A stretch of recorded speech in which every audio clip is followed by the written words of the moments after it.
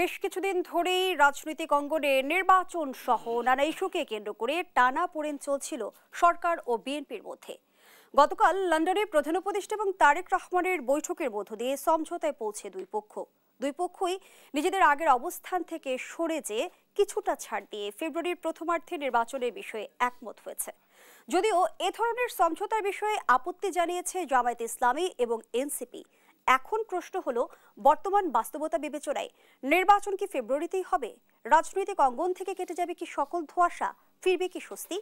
এই প্রশ্নগুলোর উত্তর খোঁজার চেষ্টা করব আজ। দর্শক, আমি ফারনাজ জুই, সবাইকে আমন্ত্রণ জানিয়ে শুরু করছি দেশ টেলিভিশনের নিয়মিত আয়োজন দেশ সাম্প্রতিক।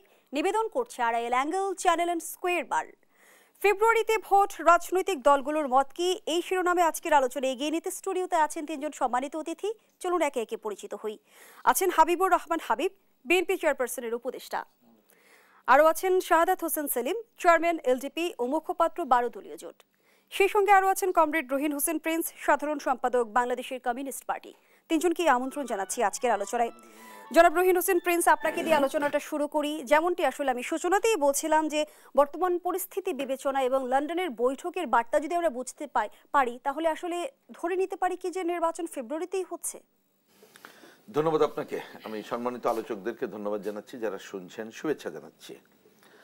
আমি একেবারে সরাসরি যদি কথা বলি, এই যে নির্বাচন, আমাদের তো অনেক কাজ আছে, তার মধ্যে একটা অন্যতম কাজ হচ্ছে নির্বাচন।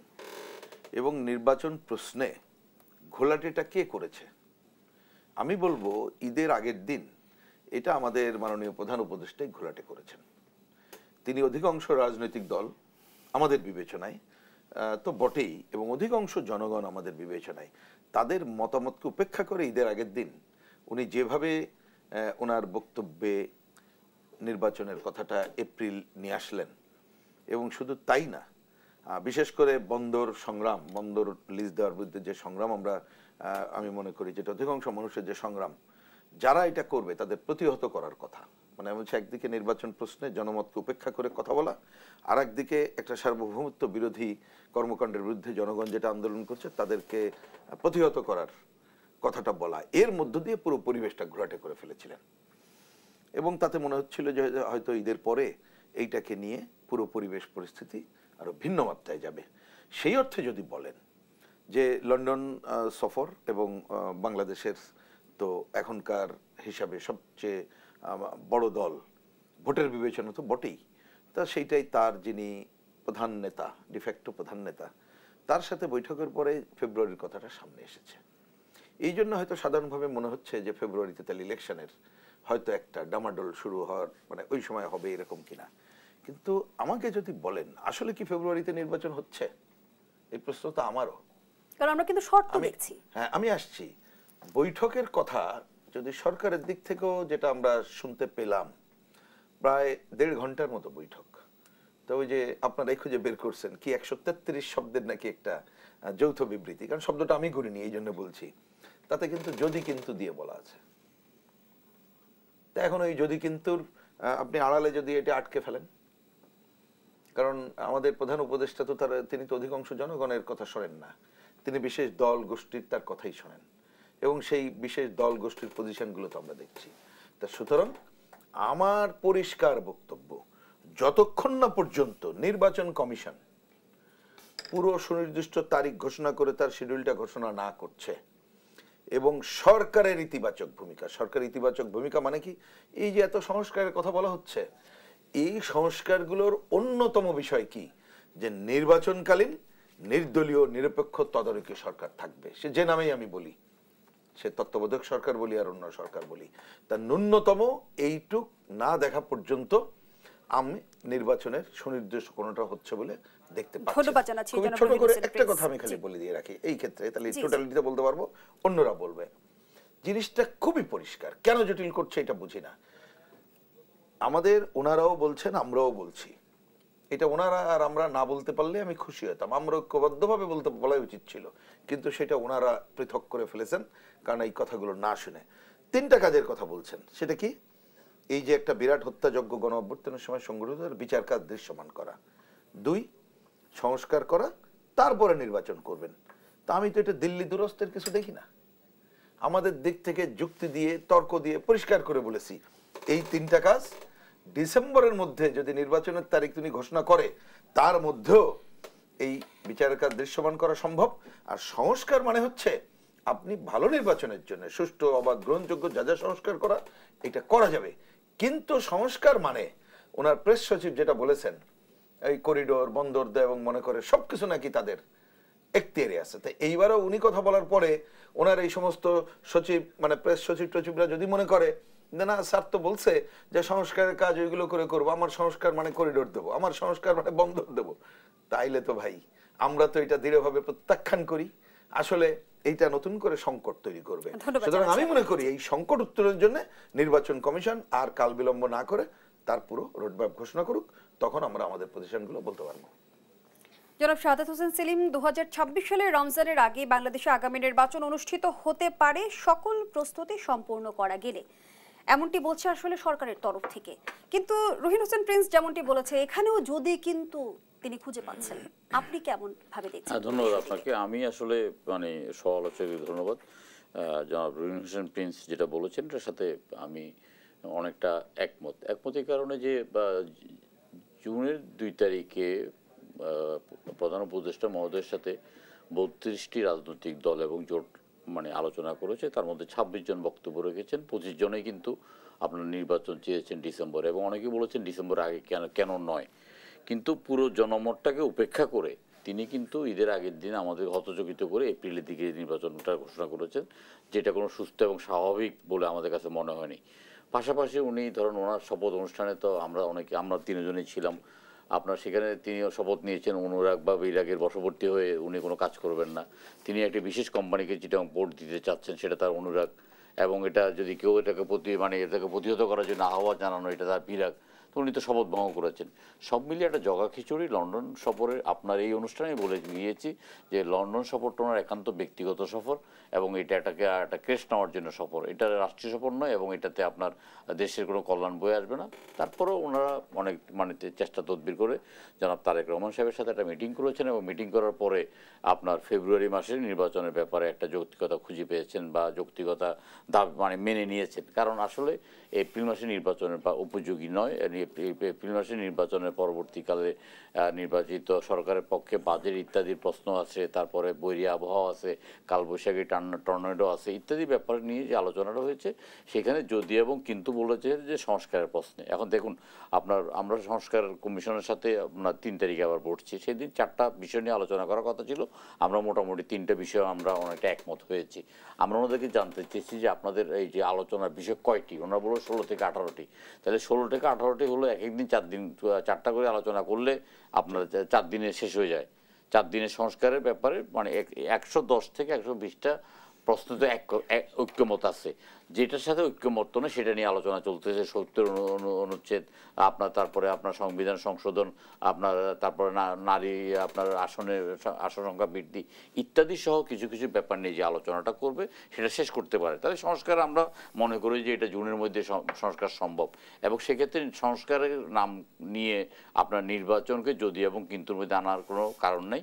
নির্বাচন কমিশন থেকে করা হবে। এপ্রিল মাসে যখন নির্বাচন কথা ঘোষণা করা হয়েছে তখন আমরা বললাম যে সরকার একটা দূরভিসন্ধি আছে, যে এই দূরভিসন্ধিটা হলো যে আপনার স্থানীয় সরকার নির্বাচন করার ব্যাপারে, অথবা ওনারা স্থানীয় সরকার নির্বাচন করবেন, অথবা স্থানীয় সরকারে বিভিন্ন প্রশাসক নিয়োগ করার ব্যাপারে অলরেডি একটা মাস্টার প্ল্যান কিন্তু কোলে রেখেছেন, এবং এখনও বলছেন যে ফেব্রুয়ারিতে যেহেতু আপনার একটা সুনির্দিষ্ট তারিখ হয়েছে আপনার এই স্থানীয় সরকার নির্বাচন আগে এগিয়ে আনার কথা বলতেছেন, বা নভেম্বর ডিসেম্বরের কথা বলতেছেন। এগুলো বলে নির্বাচনটাকে আরও বিতর্কিত করার চেষ্টা করতেছেন। আমরা সরকারের প্রতি স্পষ্ট ভাষায় বলতে চাই, আসলে আপনারা তো অন্তর্বর্তীকালীন সময়ের জন্য এসেছেন, মান সম্মানের সাথে একটা নির্বাচন দিয়ে আপনারা বিদায় নিলে আমরা জাতি খুশি হবেন। এবং সেটা প্রতিধ্বনিত হয়েছে লন্ডন বৈঠকের পরে। লন্ডন বৈঠকের পরে যখন একটা সমঝোতার সুর অথবা একটা বডি ল্যাঙ্গুয়েজে মনে হয়েছে যে না এটা ফেব্রুয়ারি মাসের প্রথম সপ্তাহে নির্বাচনটা হবে, সেই ক্ষেত্রে সরকারের সমস্ত ফোকাসটা এখন সংসদ নির্বাচনের দিকেই দেওয়া উচিত। করিডোর বন্ধ, স্থানীয় সরকার নির্বাচন এগুলোর থেকে বেরিয়ে এসে শুধুমাত্র রুটিন কাজগুলো করা। কারণ ওনাদের কোনো মন্ত্রণালয়ের কোনো ইতিবাচক কোনো কাজ করার মতো যোগ্যতা কিন্তু এই উপদেষ্টাদের নেই। ডক্টর ইউনূস সাহেবের একদম প্রথমত কাজ হবে যে আপনার যারা রাজনৈতিক দলের সাথে সম্পর্কিত অথবা রাজনৈতিক দলকে উৎসাহিত করছে, এটা আমরা এখন সবাই জানি। আমরা এখন কয়েকজন উপদেষ্টার নাম জানি যারা রাজনৈতিক দলকে উৎসাহিত করছেন, আবার কয়েকজন উপদেষ্টা সরাসরি রাজনৈতিক দলের সাথে বৈঠক করছেন, এগুলো আমরা জানি। তাইলে ওনাদেরকে বাদ দিয়ে একটা নিরপেক্ষ সরকার গঠন করে নির্বাচনটা ফেব্রুয়ারিতে হয়ে যাক, যা মানে জনগণের সরকার প্রতিষ্ঠিত হোক, জনগণের সরকার জনগণের সমস্যা সমাধানের জন্য জাতির কাছে অঙ্গীকারবদ্ধ থাকবে এবং জাতির প্রতি তারা আপনার এই যে মানে বিভিন্ন প্রশ্নে আপনার আইন শৃঙ্খলার অবনতি, দুর্মূল্য উদ্যোগতি, সুশাসন, তারপরে আপনারা আইন শৃঙ্খলার সুব্যবস্থা ইত্যাদিগুলো তারাই করবে। সুতরাং আমরা মনে করি যে যদি কিন্তুটাকে আমরা কিছুটা উপেক্ষা করে আমরা ফেব্রুয়ারি নির্বাচনের জন্য ধন্যবাদ জানাচ্ছি শাহাদাত হোসেন সেলিম। হাবিবুর রহমান হাবিব, প্রধান উপদেষ্টা তারেক রহমানের বৈঠকের মধ্য দিয়ে নির্বাচনী অনিশ্চয়তা পুরোপুরি দূর হলো কি? ফেব্রুয়ারিতে নির্বাচনের বিষয়ে আপনি কতটা আশাবাদী? আপনাকে ধন্যবাদ। দেশ টিভির সামনে দর্শক শ্রোতাদেরকে আমার সচেতন সালাম, বিজ্ঞ দুজন আলোচককে শুভেচ্ছা। খুব ক্লান্ত, রাত 3:15টায় পাবনা ঈশ্বরী থেকে বের হয়েছি, 3:45 এসে পৌঁছালাম। ভয়াবহ যানজট, যাবার দিনে আমার 16 ঘন্টা লেগেছে। ওদের সাধারণ সেলিম বললেন না সরকারের এই যে ব্যর্থতা, আমি বারবার লাইফে গিয়ে পড়েছি। এই সিস্টেমে আসেন লোক পার্কের দেয়, তারপর তো একটা ভয় আসছে। তো আবার এখন যাব, কালকে আবার আসবো। তো আজকে যে কথাটা নিয়ে আলোচনা হচ্ছে নির্বাচন ফেব্রুয়ারিতে হবে কিনা, আগে একটা কথা ছিল অনিশ্চিত, একটা ছিল যে এপ্রিলে নির্বাচনের কথা বলা মানে এই নির্বাচনের হবে না, এপ্রিল মাস কোনোভাবে আমাদের নির্বাচনের জন্য না উপযোগী না। এখন যেটা হচ্ছে সেটা হলো প্রধান উপদেষ্টা আমাদের দলের ভারপ্রাপ্ত চেয়ারম্যান তার দেখা করেছেন, কারুর ভাষ্য অপরাধ করেছেন। এবং আমি বলি, আজকে আমি একটা নেক্সাসের একটা অনুষ্ঠানে ছিলাম, অবসরপ্রাপ্ত সামরিক কর্মকর্তার একটা অনুষ্ঠান। সেখানে প্রধান অতিথি ছিলেন ঢাকা বিশ্ববিদ্যালয়ের শিক্ষক শহীদুর রহমান। উনি যে বক্তব্য দিয়েছেন সেটা অ্যারেস্ট করা দরকার। উনি বক্তব্যে বললেন যে তারেক রহমানের সাথে প্রধান উপদেষ্টা দেখা করাটা অন্যায় করেছে, এতদিন তাকে আমি সম্মান করতাম, এখন আর তাকে সম্মান করতে পারছি না। ছাত্রদের উদ্দেশ্যে বলছে যে তোমরা প্রধান বিচারপতির কাছে যাও, প্রধান বিচারপতির কাছে যে পাকিস্তানে যেমন ইমপিচমেন্ট করে, ইন্ডিয়াতে এ করে যে প্রধান এখানে রাষ্ট্রপতি এবং সেনাপতিকে, হ্যাঁ, এদেরকে সরিয়ে দাও, চুপ্প এবং একে মানে একেবারে শহীদুর রহমান শহীদুজ্জামান বলেন কি একদম এইভাবে বলছে অ্যারেস্ট করা দরকার। আমি সরকারকে বলবো অ্যারেস্ট করা, টোটালি এটা একটা উস্কানি এবং একটা সরকার উৎখাতের কথা উনি বলেছেন। এই ভদ্রলোকদের কারণেই বিগত আওয়ামী লীগের সরকার বা বিগত ফ্যাসিস্ট সরকার প্রধানমন্ত্রী উৎসাহিত হয়েছে। কিসের নির্বাচন? কোনো নির্বাচন দরকার নাই। নির্বাচন দিয়ে কি হবে? কি হবে নির্বাচন? কোনো দরকার নাই। আওয়ামী লীগ গেছে, বিএনপি আশীর্বাদ, এরা হলো দুর্নীতিবাজ। এখন প্রধান অতিথি ঢাকা বিশ্ববিদ্যালয়ের শিক্ষক, পরিশুত্তর কথা বলতে পারে না, তো দিতে পারে না। পরে উনি আর অসুস্থতা ফিল করে চলে গেছেন। আমি পরে আমার কথা বলছি, আমি প্রতিবাদ করলাম। মানে একেবারে রাষ্ট্রদ্রোহী কথা, মানে টোটালি সরকার উৎখাতের জন্য ওনার বক্তব্য, টোটালি। এবং বলছে তোমরা এটা করো, ওদেরকে সরাও, ওদেরকে নিয়ে আসো, প্রধান বিচারপতিকে নিয়ে আসো, আরও লোক আছে তাদেরকে নিয়ে আসো, এই দেশ চলবে না। তো এই যে উস্কানো এরকম, জামাত ইসলাম বিভিন্ন জায়গায় তারা এমন এমন বাজে বাজে কথা বলে তারা এটাকে বিভিন্ন মিডিয়াতে তারা করছে। জামায়াতে ইসলামী এবং এনসিপি কিন্তু আনুষ্ঠানিক প্রতিক্রিয়া জানিয়েছে বৈঠকে ঘিরে, সে আলোচনায় ফিরতে চেয়ে একটা বিরতি নিয়ে আসছে। দেশাবতী রিপোর্ট একটা বিরতি নিচ্ছি, আমাদের সাথেই থাকুন। বিরতির পর আবারও আমন্ত্রণ জানাচ্ছি, আপনারা দেখছেন দেশ টেলিভিশনের নিয়মিত আয়োজন দেশ সাম্প্রতিক, নিবেদন করছে Arail angle channel and square বার। আমরা আবারও ফিরছি আলোচনায়। জনাব হাবিবুর রহমান হাবিব, যে আলোচনায় আমরা ছিলাম, লন্ডনের বৈঠক প্রসঙ্গে আনুষ্ঠানিক প্রতিক্রিয়া জানিয়েছে জামায়াতে ইসলামী এবং এনসিপি। জামায়াতে ইসলামী যেমনটি বলছে, একটি দলের প্রতি বিশেষ অনুরাগ প্রকাশ করেছেন প্রধান উপদেষ্টা। অন্যদিকে এনসিপি বলছে একটি দলের সঙ্গে আলোচনায় নির্বাচনের তারিখ চূড়ান্ত হতে পারে না। কি বলবেন এ বিষয়ে? না, এটা খুব পরিষ্কার জিনিস। তো উনি তারেক রহমান দেশে থাকতেন, তাহলে তো ওনার সাথে দেখা হতো। যখনই আমার দল যেত তখন তো উনিও যেতেন। যেহেতু উনি দেশে নেই, দেশের বাইরে আছেন, উনি গিয়েছেন, সেখানে দেখা হয়েছে। দেখা তো অপরাধ তো না, আলোচনা করেছেন, তাই তো হতে। আমরা তো আমাদের তো দাবি হলো ডিসেম্বরের মধ্যে নির্বাচন, সেখানে ওনার সাথে আলোচনা করে ফেব্রুয়ারির মধ্যে করার চিন্তা ভাবনা করেছেন। আমরা তো এখনও মনে করি নির্বাচন ডিসেম্বরের মধ্যে হতে পারে, নির্বাচন কমিশন রেডি, তারা অনেক আগে নির্বাচন আসন বিধি চূড়ান্ত করেছে, তার মানে তারা রেডি, তাদের ভোটার তালিকা থেকে শুরু করে সব কিছু তারা সব দিক দিয়ে তারা প্রস্তুত। তো এখানে এই নির্বাচন নিয়ে তো ওনার যে প্রতিক্রিয়া দেখাচ্ছে কারা, 2-3টা দল, বিশেষ করে জামাত এবং এনসিপি এবং আর ইসলামিক দু একটা দল। কেন দেখাচ্ছে তারা?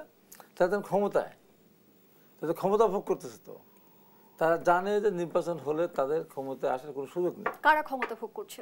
জামাত এবং এনসিপি, এটা দেশ চালাচ্ছে এরা অনেক ক্ষেত্রে, তো এরা যে কারণে ওরা নির্বাচনটা চাচ্ছে না। আমার ক্ষমতায় আছে, ক্ষমতা ভোগ করে, অনেকখানি ক্ষমতা ভোগ করতেছে। তো জামাত তো অনেক, জামাতের তো 5% ক্ষমতা ভোগ করার তো আপনার অধিকার। একই অভিযোগ তো বিএনপির বিপক্ষেও করা হয় যে প্রশাসনের নিয়ন্ত্রণ বিএনপির হাতে।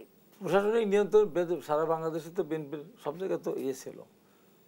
আপনি সরাই কাকে দেবেন? আওয়ামী লীগের একটা সরাই দিলে বা চলে আসতে, সেখানে আসেন এনসিপি তার নাই। জামাত যেখানে পাচ্ছে সেখানে মানে অল্প সমর্থিত আওয়ামী লীগকে নিয়ে জামাত বানিয়ে ফেলতেছে। বিভিন্ন জায়গায় জামাত তো আওয়ামী লীগের লোকজনকে যোগদানও করাচ্ছে।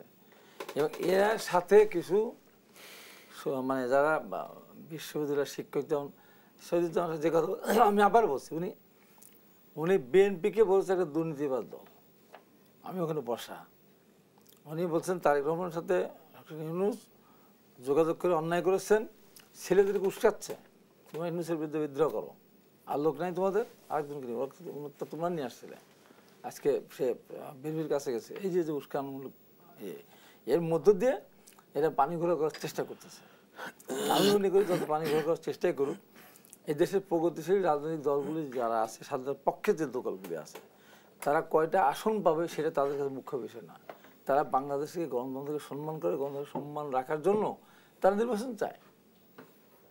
আমাদের প্রগতিশীল দলগুলি সবাইকে আসন অনেকগুলি করে পাবে না, পাবে না, কিন্তু তারা নির্বাচনটা এই জন্য করতে চায়, নির্বাচনটাই একটা দেশের হলো সরকার পরিচালনার হলো মূল, যে কারণে আমি কয়টা আসন পাবো সেটা তারা চিন্তা করে না। কিন্তু এরা মনে করতেছে, এবং এর তারা ক্ষমতা ভোগ করে না, ক্ষমতা তারা ভোগ করতে তাই এটা করতেছে। এবং আমি আজকে পরিষ্কার করে বলি, এখন যুদ্ধ যে কোন জায়গায় যাবে, যুদ্ধ ওই জায়গাতে যাবে যেভাবে জামাত শুরু করেছে। যেমন পরিষ্কার বলেছে যে আমরা স্বাধীনতা যুদ্ধে অংশগ্রহণ করিনি, তবে এক পাকিস্তান রাখতে চেয়েছিলাম, এক পাকিস্তান রাজাকার আলবদর আসাম তৈরি করেছে তারা। এবং তার আমির একটা শফিকুর রহমান বলেছে আমাদের দিকে আঙ্গুল তুলে কথা বলবেন না, আঙ্গুল তুলে কথা বলে জিপটা ডান হাত না বাম হাত দিয়ে জিপটা টেনে পায়ের নিচে ফেলে দেবো। এই যে সমস্ত কথাবার্তা, ইদানিং কিছু তাদের দলের কি বলছে তারা, উনি আরেকটা কথা বলছেন যে মুজাহিদ এবং মুজিবুর নিজামী বেহেশতের দরজায় লাল রক্তাক্ত পাঞ্জাবি পরে অপেক্ষা করে জামাত শিবিরের লোককে বেহেশতে ঢোকানোর জন্য। আরেকজন হুজুর বলতেছে কি, যে বাংলাদেশ হলো জান্নাত বেচা কেন্দ্রের হাট বাজার, এই বাংলাদেশ থেকে জান্নাতের টিকিট বিক্রি হবে, বিভিন্ন জায়গা থেকে আসবে। এবং আরেকদিকে বলছে কি, যে জামাত ইসলামের আল্লাহর দল, একমাত্র আল্লাহর মুনির দল, এবং জামাতকে যারা ভোট দেবে না তারা ইসলাম তারা বিশ্বাস করে না। এই যে সমস্ত কথাবার্তা, তারা তাদেরকে সেই সমস্ত পার্সেন্টেজ হিসাব করা যায়, জামাতের তো এত পার্সেন্টেজ নাই যে ক্ষমতা তারা ভোগ করছে। এনসিপি আন্দোলন করেছে, সবাই করেছে আন্দোলন, তো সবাই যে সমস্ত লোক সবাই তো আমরা আন্দোলনে ছিলাম। হ্যাঁ, তারা সামনে ছিল ওই সময়, তাদের আমরা তখন 90-তে ছাত্র আন্দোলন করেছি। আমরা কি অস্বীকার করি যে 82 সাল থেকে শুরু করে সেই আমাদের মনির ভাই, তাহের ভাই, হাসিফ ভাই, জাহাঙ্গীর ভাই, জালাল ভাই আন্দোলন করেছিলাম, আমরা কি অস্বীকার করি? আমরা 90 আমাদের হাত দিয়ে সাথে পতন হয়েছে, আমরা সম্মান করি দীপালি শাহ, জাফর জয়নের আমরা শুরু করি। সেই জায়গা থেকে হাবিবুর রহমান হাবিব, আপনার ভাষ্য মতে যে ক্ষমতার সুবিধা ভোগ করতেই তারা নির্বাচন বিলম্বের চেষ্টা করছে, ভোগ করছে বলেই তারা নির্বাচনটা যতদিন এই বিষয়টি নিয়ে আমি সাদাত হোসেন সেলিম আপনার মন্তব্য জানতে চাই। ভোগ করবে, নির্বাচন হলেই তার এতখানি ক্ষমতা ভোগ করতে পারবে না, যে কারণে তার নির্বাচন চায় না। দেখুন, জামাতের পক্ষ থেকে যেটা বলা হয়েছে যে যখন আপনার জুনের নির্বাচন, মানে ডিসেম্বর টু জুন পর্যন্ত, তখন বলেছে যে মে এবং জুন মাসটা নির্বাচনের উপযোগী নয়। তারপরে এপ্রিল মাসে এসএসসি পরীক্ষা, তার আগে দিয়ে রমজান এবং ঈদ, সব মিলিয়ে ওনারা কিন্তু ফেব্রুয়ারি মাসে নির্বাচন করার ব্যাপারে একটা দাবি জানিয়েছেন। ওনাদের সরাসরি অথবা আপনার ঘুরিয়ে পেঁচিয়ে কিন্তু ওনারা ফেব্রুয়ারি মাসে নির্বাচনটা চেয়েছেন। তো সেক্ষেত্রে তো জামাত ইসলামের এই প্রতিক্রিয়া দেওয়ার মানে কোনো মানে রাজনৈতিক কোনো কারণ নাই। এটা ধরুন এক ধরনের শিষ্টাচার বহির্ভূত আপনার এটা বিবৃতি। কারণ আপনার একটি রাজনৈতিক দল বলতে বাংলাদেশে এই মুহূর্তে সবচেয়ে বড় দলটা হলো বাংলাদেশ জাতীয়তাবাদী দল, এটা অস্বীকার করার কোনো উপায় নাই। এই দলের আশেপাশে দিয়েও কেউ নাই, আমরা যারা ছোটোখাটো রাজনৈতিক দল করি আমরা এটা উপলব্ধি করি। তো সেক্ষেত্রে বাংলাদেশের সংকটের সমাধানের জন্য বিএনপির সাথে আলোচনা করেই সমাধান করতে হবে। ধরুন দল আছে 40টা, 39টা দল যদি একমত হয় আর বিএনপি যদি একমত না হয় তাহলে তো আর সংকটের সমাধান হবে না। তাহলে বিএনপিকেই একমত হতে হবে এবং বিএনপির সাথে যারা যুগপৎ আন্দোলনে আছেন তারা একমত হবে। এখানে এনসিপি সমস্যাটা হলো যে কি আসলে এনসিপি পথ হারিয়ে ফেলেছে। এটা ধরেন রাজনৈতিকভাবে এটা কোনো প্রাসঙ্গিক না এবং এটা আসলে ক্ষয়িষ্ণু। তারা নিজেরা পয়লা বৈশাখ এবং আপনার মে মাসের 1 তারিখের প্রোগ্রাম পাশাপাশি নির্বাচন কমিশন ঘেরাও করতে গিয়ে তাদের অবস্থানটা তারা জানান দিয়ে ফেলেছে এবং তাদের অবস্থানটা যে একেবারে ক্ষয়িষ্ণু। পাশাপাশি তাদের সবাই বিরুদ্ধে ব্যাপক একটা দুর্নীতির যে অভিযোগটা এসেছে, মানুষ শির উঠের মতো ঘটনা।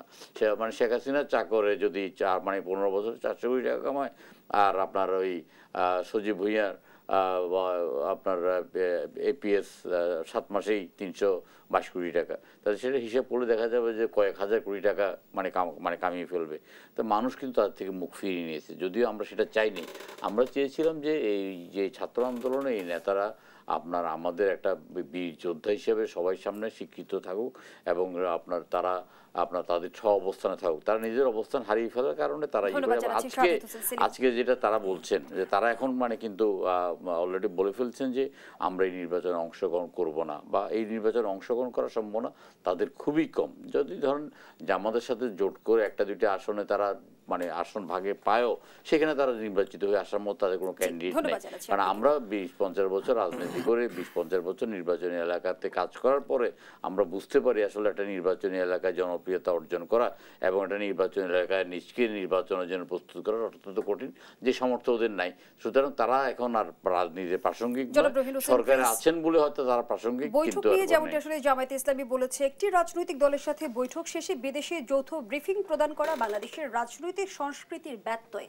আবার এনসিপি বলছে বিদেশের মাটিতে নির্বাচনের সিদ্ধান্ত অভ্যুত্থানের সঙ্গে প্রতারণা। নির্বাচনের দিনক্ষণ তারিখ এখনো চূড়ান্ত হয়নি, আবারও আমরা দেখছি যে পরস্পর বিরোধী অবস্থান করছে রাজনৈতিক দলগুলো। তাহলে কি আবারও নির্বাচন কেন্দ্রিক সংঘর্ষ আমরা দেখব? না, আমি এই যে দুইটা দলের কথা বললেন, অন্যরা বলেছে, আমি এটা মন্তব্য করতে খুব প্রয়োজন মনে করছি না, কারণ আসল আলোচনায় আমি ঢুকতে চাই।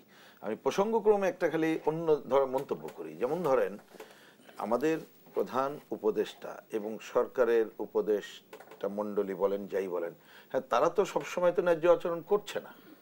তা সেইটা কি, আমি যদি অন্যভাবে বলি, দেখেন ওনারা বিপদে আপদে পড়লে ডাকেন সবাইকে। আমরা পত্রিকার মাধ্যমে জানলাম যে বিএনপি নাকি এখানে 4 বার দেখা করতে চাইছে, তারা সময় পায়নি। তারপরে তাদেরকে সময় দিল, কিন্তু তার আগে আমরা জানলাম জামাত ইসলামের সাথে তাদের মিটিং আছে, 2 দলের মিটিং হবে। পরে আমরা দেখলাম আকস্মিকভাবে ওই যে এনসিপি কে ডেকে নিয়ে যাওয়া হলো।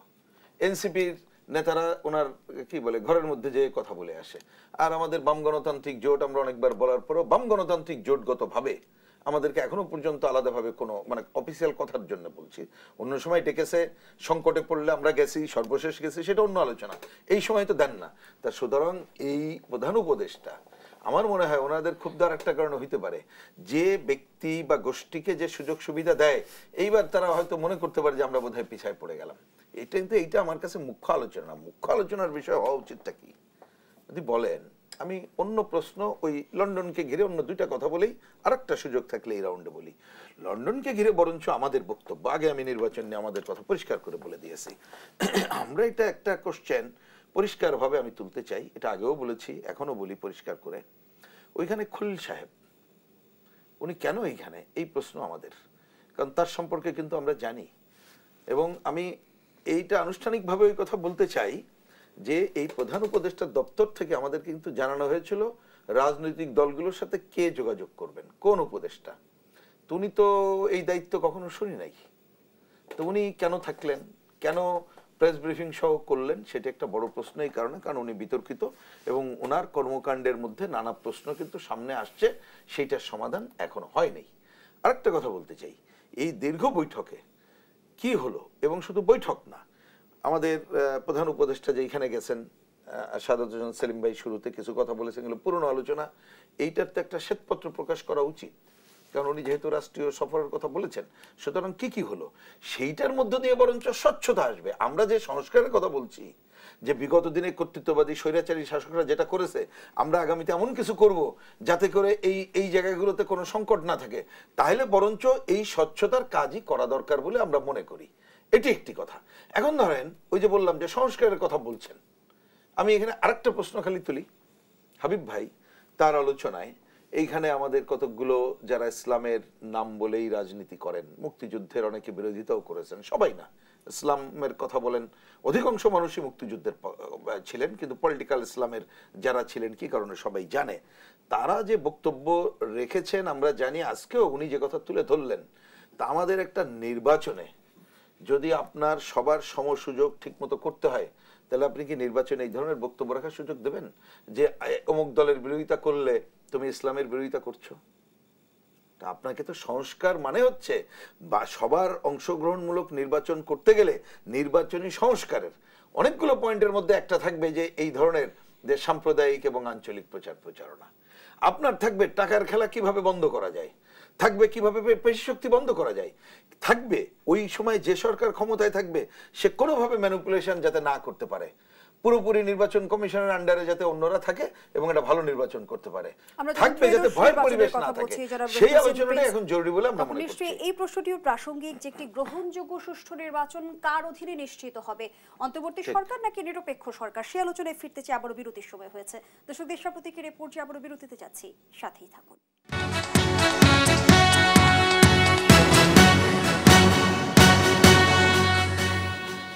আবারও আমন্ত্রণ, আপনারা দেখছেন দেশ সাম্প্রতিক। আমরা আবারও ফিরছি আলোচনায়। জনাব রহিন হোসেন প্রিন্স, যে আলোচনায় আমরা ছিলাম, একটি গ্রহণযোগ্য নির্বাচন, যে নির্বাচনের দাবি আপনারা অনেক দিন ধরে জানিয়ে এসেছেন, সেই নির্বাচন নিশ্চিত করতে হলে আসলে কার অধীনে নির্বাচন হওয়া উচিত, অন্তর্বর্তী সরকার না নিরপেক্ষ সরকার? একেবারে আমি এই কথাটা অল্প করে বলেই শেষ করি। এখানে সেলিম ভাই মাঝে একটা কথা বলেছেন, এইগুলো আসলে আলোচনা হচ্ছে না, এটা হওয়াটা খুব জরুরি।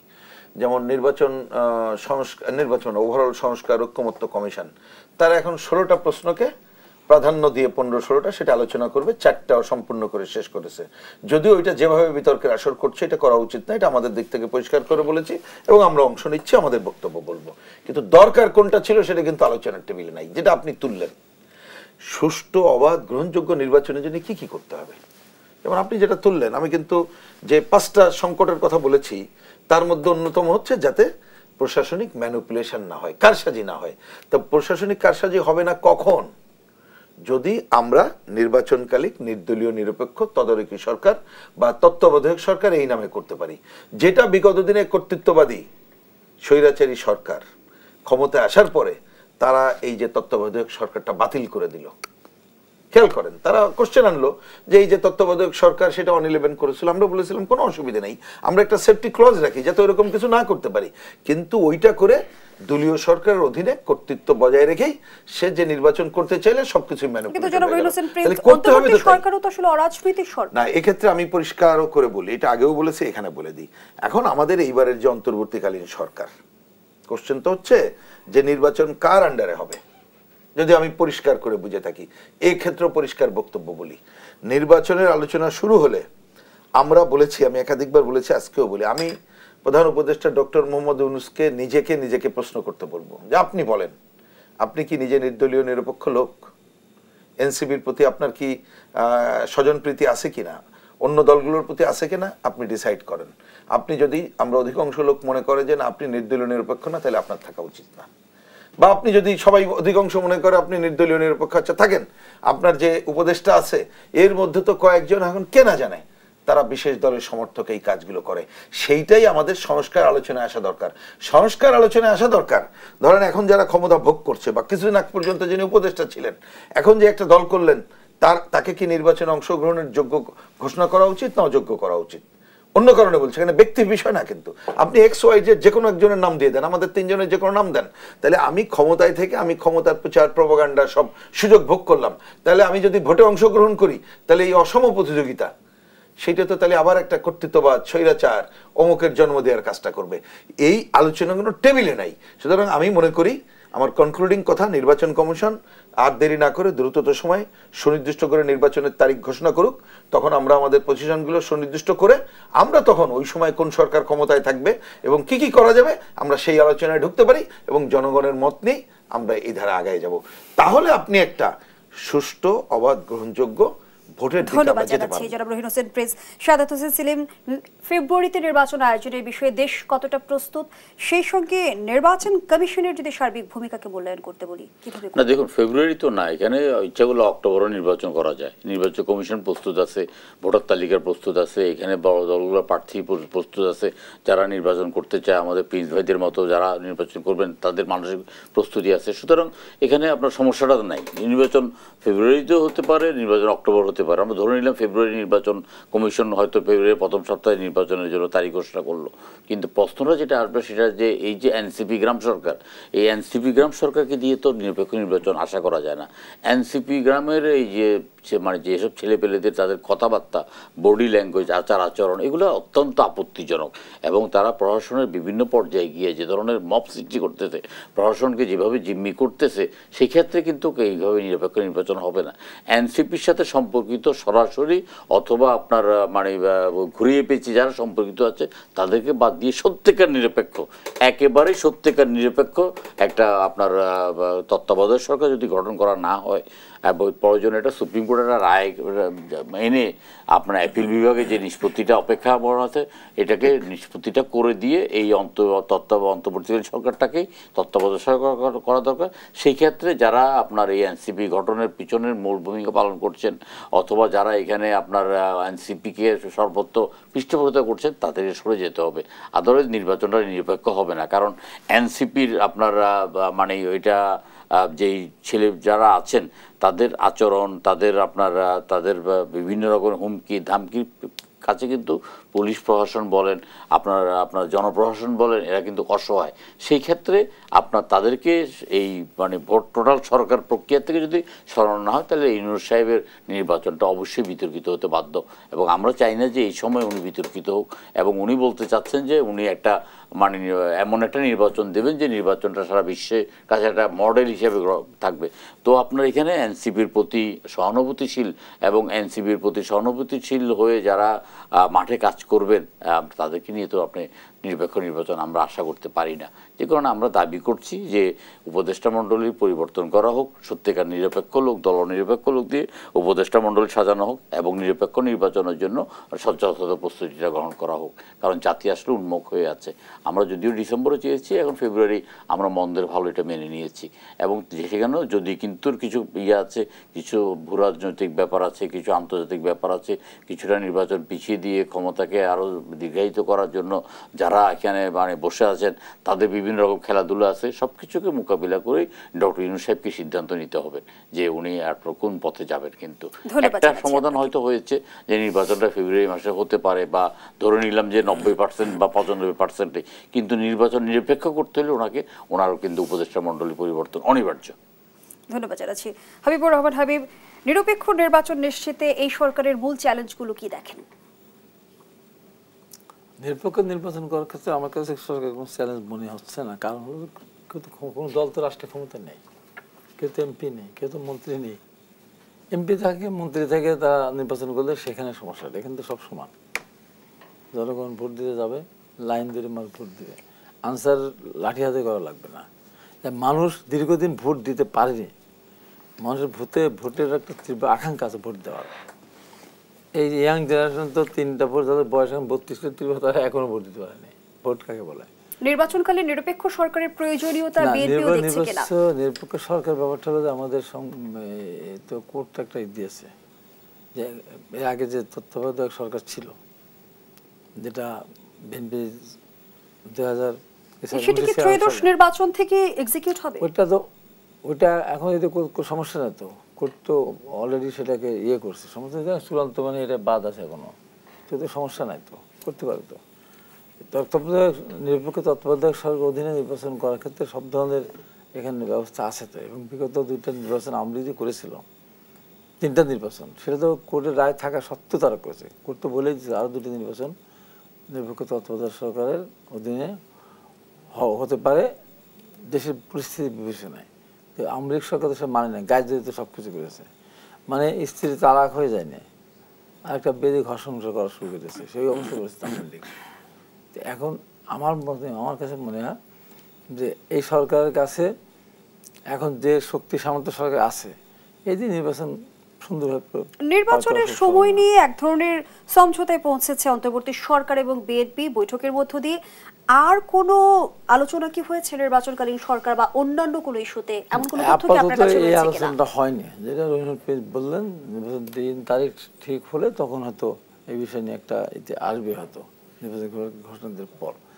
এখন যেটা হচ্ছে যে বাংলাদেশে অধিকাংশ রাজনৈতিক দলগুলি এখন নির্বাচনের পক্ষে, এবং তারা যত তাড়াতাড়ি পারে, কেউ ডিসেম্বর আগেও চায়। এখন ফেব্রুয়ারি হয়তো একটা আলোচনা হয়েছে, তারপরেও এখানে কথা আছে আলাপ আলোচনার মধ্যে দিয়ে। আগে শুনেছিলাম 10 তারিখে, তারপর গেল 12 তারিখে। তো সামনে থেকে যদি কোনো প্রয়োজন হয় তা আগানো পিছনে করার, পিছনের সুযোগ নেই, তার পিছনে গেলে হয়তো রোজা শুরু হবে, তারপরে আপনার পরীক্ষা শুরু হবে, তার আগে এটা করা যাবে, এর ভিতরে করা যাবে। এখানে হবেটা কি আমি এখন বলি, এখানে এনসিপি এবং তারা বলছে যে আমরা নির্বাচনে যাবো না, এরকম ভাবছে। তারা এখনো দল রেজিস্ট্রেশন এখনো হয়নি, তারা এখন নির্বাচন দল না। তো এটা তার একটা অজুহাত আছে। আর জামাত দেখতেছে আমি ক্ষমতায় আছি, তারা করবে কি আমি সেটা বলে যাই আজকে, কিন্তু জনগণ তাদেরকে প্রতিহত করবে। তারা করবে যে তফসিল ঘোষণা করবে, তখন তারা মিছিল বের করবে, মিছিল বের করে শাহবাগে বসে দেবে অথবা বিভিন্ন বসে দেবে। সমস্ত সংস্কার করতে হবে, বিচার করতে হবে, শেখ হাসিনাকে ফাঁসিতে ঝুলাতে হবে, এই সমস্ত নানান জিনিস তারা সামনে নিয়ে এসে তখন একটা চাপ সৃষ্টি করবে। এবং প্রধান আমাদের যে উপদেষ্টা আছেন, ওনাকে তখন বাধ্য করার চেষ্টা করবে যে সমস্ত দল যেহেতু ঐক্যমত হয়নি, অথবা নির্বাচন হতে পারে না। যে আশঙ্কা হাবিবুর রহমান হাবিব করছেন, কমরেড রহিন হোসেন প্রিন্স, আপনিও এমন আশঙ্কা করেন কিনা? উনি শোনেন, হাবিব ভাই যে কথাগুলো বলছে, আমরা তো রাজনীতি করে আসছি সেই ছাত্র আন্দোলন অন্য জায়গা থেকে, এবং সবচেয়ে বড় কথা হচ্ছে পুরো এরশাদ বিরোধী আন্দোলনের শুরুতে শেষ পর্যন্ত অনন্য ভূমিকা, আমার থেকেও সিনিয়র উনি, সেইভাবে ভূমিকা ছিল। উনি রাজনীতির অঙ্ক যেটা বলেছে সেটাই, একটা দল তো বোঝা যায় তারা কি করতে চাইবে, কোনভাবে প্রেশার করবে। সেই জন্য আমরা বলেছি যে আপনি জিনিসগুলো প্রধান উপদেষ্টা যখন কথাগুলোকে বলবেন, তিনি তার যদি সুনির্দিষ্ট করার কাজটা না করেন, তাহলে উনি যেভাবে কথাগুলো বললেন বাস্তবে তাই একটা নতুন ধরনের সংকট তৈরির চেষ্টা করবেন।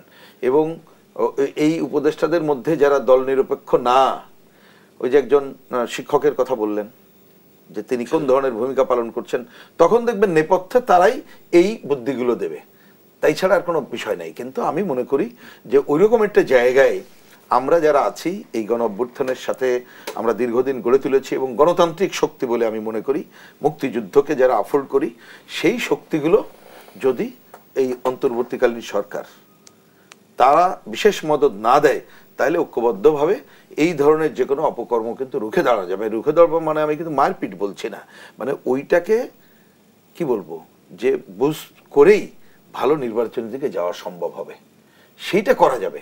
কিন্তু এখন যদি শস্যের মধ্যে ভূত থাকে, তাহলে তো নতুন ধরনের সংকট হবে। এবং এই কথাটা আমি খালি রিপিট করছি, যেটা আমরা কিন্তু গণ অভ্যুত্থানের পরপরও বলেছি, আগেও বলেছি, আমরা ন্যূনতম এই যে গণতন্ত্রের যে অভিযাত্রা, পদযাত্রা, এই নির্বাচনী ধারা, এটা যদি শুরু না করতে পারি, তাহলে ওই ধরনের ঘটনার মধ্য দিয়ে দেশ কিন্তু আর একটা বড় সংকটে পড়ে যাবে, যেটা আমাদের এই গণ অভ্যুত্থানের আকাঙ্ক্ষাকেও পদদলিত করবে। শাহাদাত হোসেন সেলিম, একই বিষয়ে 2-4 লাইন মন্তব্য নিয়ে শেষ করতে চাই। না, দেখুন, এখানে নির্বাচনটা ফেব্রুয়ারি মাসে হচ্ছে, আমরা সবাই চেয়েছিলাম ডিসেম্বর মাসে। আমরা কিন্তু একটু হুঙ্কার দিলে অথবা আমরা একটু চাপ সৃষ্টি করলে ডিসেম্বরের নির্বাচনটা আমরা আদায় করতে পারতাম। আমরা মনে করলাম যে আর 1-1.5 মাসের জন্য কি আছে। এখন এখানে এই 1.5 মাসের মধ্যে দিয়ে আমরা চাই না, এখানে কিন্তু উপদেষ্টা মণ্ডলীর মধ্যে কিন্তু কয়েকজন আছেন যারা যেন তেনভাবে একটা আমরা আওয়াজ পাচ্ছি কিংস পার্টিকে আর একটু বর্ধিত করা, কিংস পার্টির সাথে অন্যান্য দলের সাথে যোগাযোগগুলো করিয়ে দেওয়া, অথবা আপনার বড় দলগুলোর থেকে আপনার লোক ভাগিয়ে নিয়ে আসা, এবং আপনার মানে আওয়ামী লীগ মানে মামলা মকদ্দমায় জড়িত হয় নাই এই ধরনের আওয়ামী লীগের নেতাদেরকে খুঁজে বের করার একটা প্রক্রিয়া তারা চালাচ্ছে এবং চালাবে। কিন্তু এইটা বুমেরাং হয়ে যাবে পুরো আপনার আমাদের যে আন্দোলন, আমাদের যে আকাঙ্ক্ষা, আমাদের যে আপনার অভ্যুত্থানের আপনার যে স্পিরিট, এটা নষ্ট হবে। সুতরাং এখানে এই যে আপনার উপদেষ্টা মন্ডলীর মধ্যে সিরাজুল আলম খান খ্যাত যে উপদেষ্টা আছেন, তাকে আহ্বান জানাবো যে তিনি আসলে এইসব বুদ্ধিগুলোকে আপাতত বালিশের নিচে রেখে নির্বাচনটাকেই আপনার প্রাধান্য দেওয়া দরকার। এই 5 তারিখের পরে আমরা একটা জিনিস পেয়েছি, কিছু কিছু সাংবাদিক দেশ এবং দেশের বাইরে এবং কিছু রাজনৈতিক নেতারা সেনাপ্রধানকে বলছে হারামজাদা সেনাপ্রধান, রাষ্ট্রপতি বলছে কুত্তার বাচ্চা চুপ্পু রাষ্ট্রপতি। এগুলি কি হচ্ছে? এগুলি মানে এই কি আমরা এই গণঅভ্যুত্থান এত শহীদের রক্তে গেলে এগুলি পেয়েছে? এগুলোর বিরুদ্ধে সরকারকে ব্যবস্থা গ্রহণ করবে। তিনজনকে অসংখ্য ধন্যবাদ জানাচ্ছি। আমরা আমাদের আয়োজনের একেবারে শেষ প্রান্তে দর্শক শেষ করছি দেশপ্রতীকের আজকের আয়োজন। ধন্যবাদ এতক্ষণ আমাদের সাথে থাকার জন্য।